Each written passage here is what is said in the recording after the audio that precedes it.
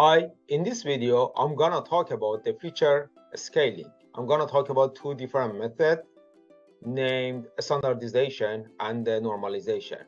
I'm gonna show you how we can implement them inside the Python programming language.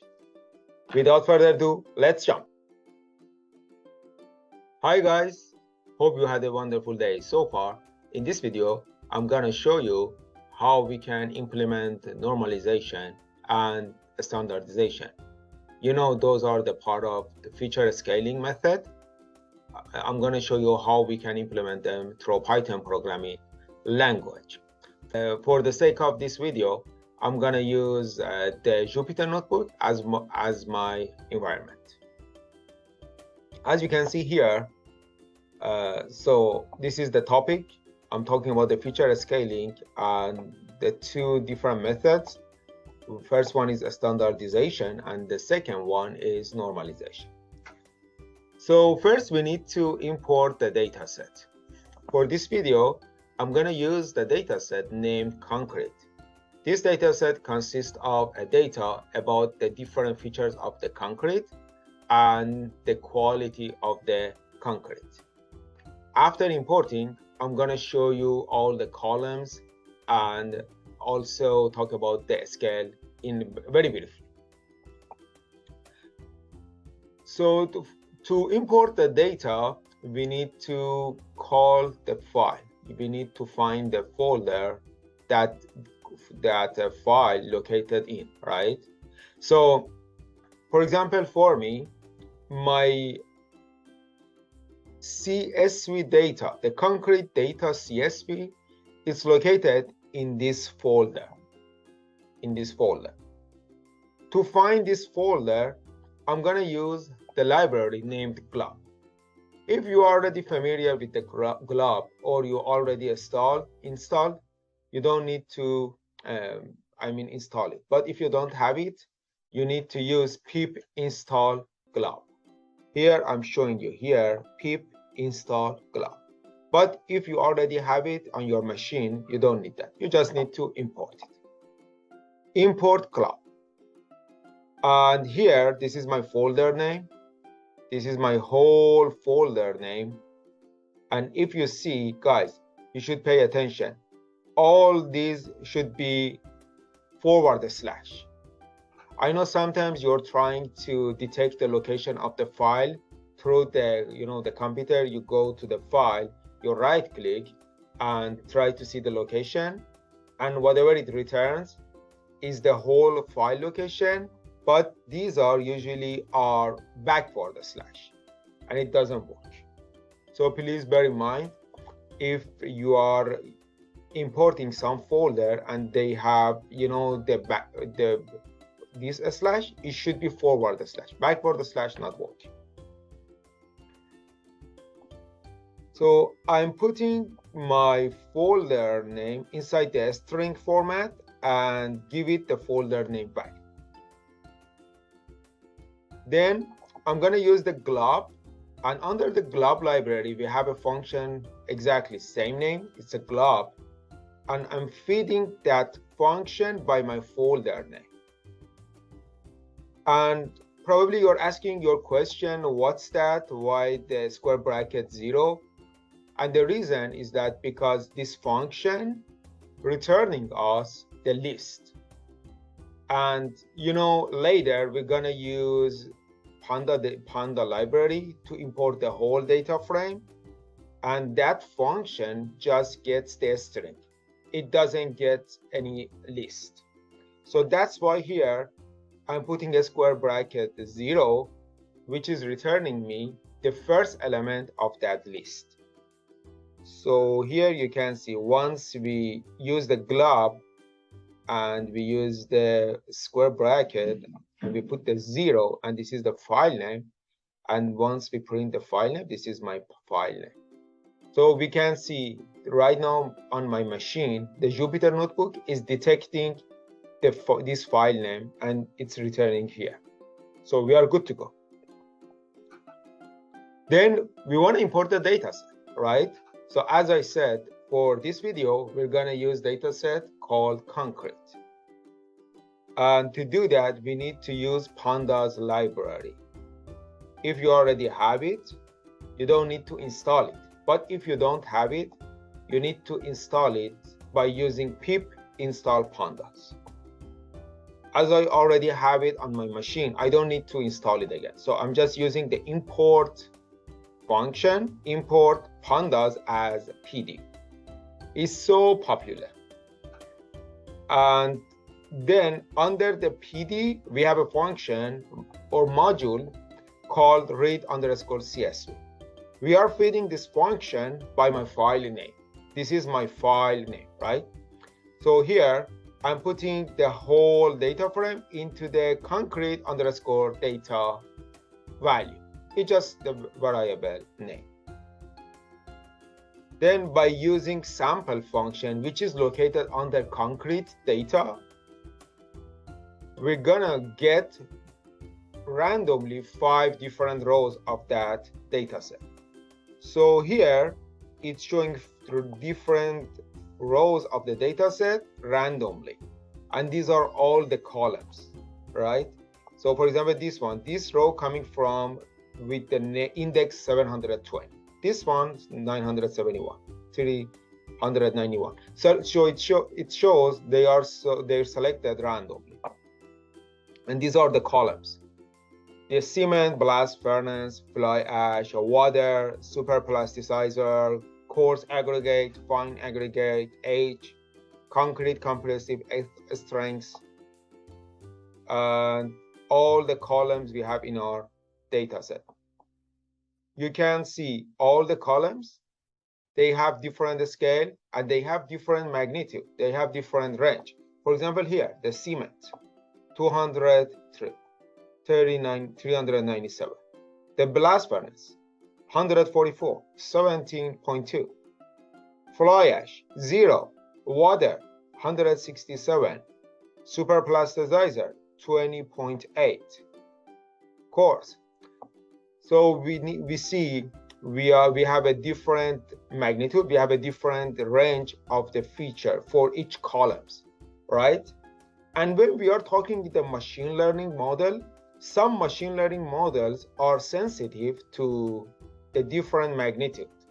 For example, if we are performing some distance-based machine learning model, like logistic regression or linear regression, so the difference in the magnitude of the features gonna affect our machine learning model performance. That's why we need feature scaling. Or if we are working with some gradient descent-based machine learning models like neural network, because they are dependent on the data distance, and the function performs under gradient descent, we need to pay attention to the different value for our features. I'm not talking about those algorithms. I mean the distance-based machine learning model and the gradient descent-based machine learning models. They are pretty much different. But I'm just telling you, when we are performing some machine learning models, we need feature scaling. Because if we don't do that, it's going to affect our machine learning models' performance, and it's not going to give us the reliable and maybe misleading model.